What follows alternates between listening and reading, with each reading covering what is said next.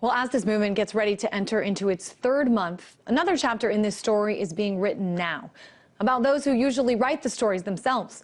Over the last few days, several examples of reporters being kept away from the very scene they're supposed to be reporting on. In New York, even reporters with NYPD-issued press passes physically moved from the scene, in some cases being put into chokeholds. There are also several reports of journalists being arrested around the country. And it's causing many to say there's a coordinated media blackout at Occupy Wall Street. Well, our own producer, Lucy Kafanov, has spent several weeks at Occupy Wall Street, both in New York and Oakland. She is back in New York and with us now. And Lucy, before we get started, first, I want to play a little piece of video, and then we can talk about it. I'm a reporter. I am a journalist. I'm a journalist. So this video, obviously very shaky, of a journalist being taken into custody. This report, of course, only one of many from what we're hearing of journalists being arrested, journalists who just want to get close to the scene, close enough to see what's going on. So, Lucy, let's talk about this. I mean, a lot of these people issued press credentials, and they can't even be on the scene? I mean, it's really something that I've experienced firsthand, minus the arrest part. And at the risk of sounding like the whining fourth estate, you know, it's not about the fact that journalists should be treated specially and given special privileges that other people don't have. But in a country that really values itself on its freedom of speech, freedom of the press, that often, you know, talks down to other countries and calls for improvements in press freedoms abroad, it's really quite absurd that the level of media clampdown in relation to these Occupy Wall Street protest has been as high as it's been. I mean, the raid in Zuccotti Park saw several journalists arrested. They ripped off the credentials of one NBC reporter. They had asked a CBS News helicopter to clear the airspace so that they wouldn't capture images of what was actually being recorded. And I've seen both firsthand and spoken to journalists both in Oakland, in Washington, D.C., and here that are essentially kicked off of the scene, prevented from filming, targeted in some places.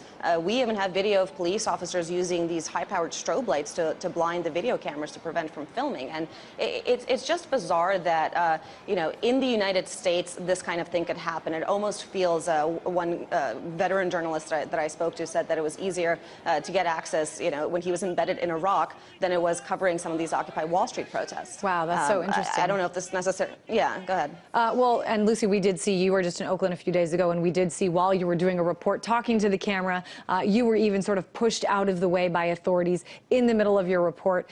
But now that you're back in New York, I really want to know from you. We saw this video, just crazy to think that Zuccotti Park, sort of the heart of this movement, the heart of the occupation idea, is now no longer allowing people to camp out. Can you tell us a little bit about what's going on there, what the scene is like now?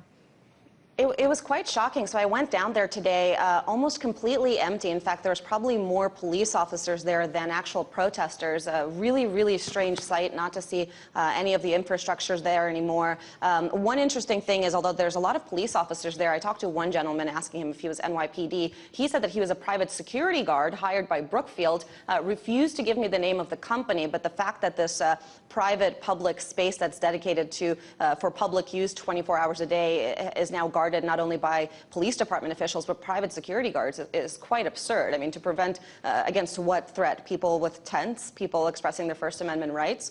But it is interesting. I mean, a lot of the people that were camping out, I was told, are now staying at churches. Different churches had opened their doors. And I was trying to get a sense whether people really felt like this was going to be a giant damper on the movement, whether this is going to, you know, slow down, I guess, the efforts, because, as you said, this is a very symbolic location. And a lot of folks said that, surprisingly, actually, that they thought it was a good thing, because it would allow the Occupy Wall Street people in New York, at least, to think of other tactics. There's a lot of discussion of, for example, doing cold hunger strikes once the snow comes, doing other sort of more powerful visual events that would get these protests more noticed in the media. And so I don't think that it's an end necessarily, just a little pause. Yeah, it is certainly interesting, the timing of it, and it is. We've been lucky the past few weeks here in D.C. and there in New York with a little bit of warm weather, but I know any day now the winter is coming, so it is very interesting, the timing of this all. I want to talk real quick with you, Lucy, about tomorrow. Obviously a big day, the 2-month anniversary. You talked a little bit about the fact that it's empty, but is there a sense of defeat, or is there real planning going on in terms of sort of marking this important date and taking it to the next chapter?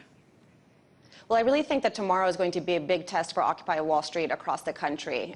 It is the 2-month anniversary. We did see this wide spate of crackdowns all across the country, and I think that if these protesters are able to turn out massive numbers, and they are planning to do so, whether or not they will or not remains to be seen, if they're able to turn out massive numbers in Los Angeles, here in New York, and across the country, then we will know that this is a much stronger force than we expected to deal with. In New York specifically, I talked to several protesters who said that they are prepared and willing and are expecting, in fact, to get arrested for nonviolent civil disobedience. They're going to try to take over Wall Street or around the New York Stock Exchange area to do a massive sit-in akin to what we've seen in the civil rights era.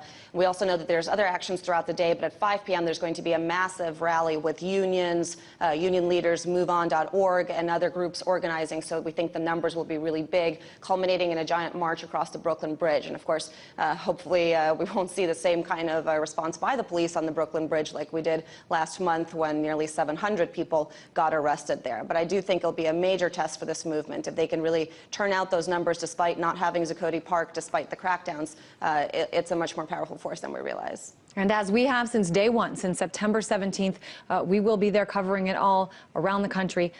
For now, though, our producer, Lucy Kafanov.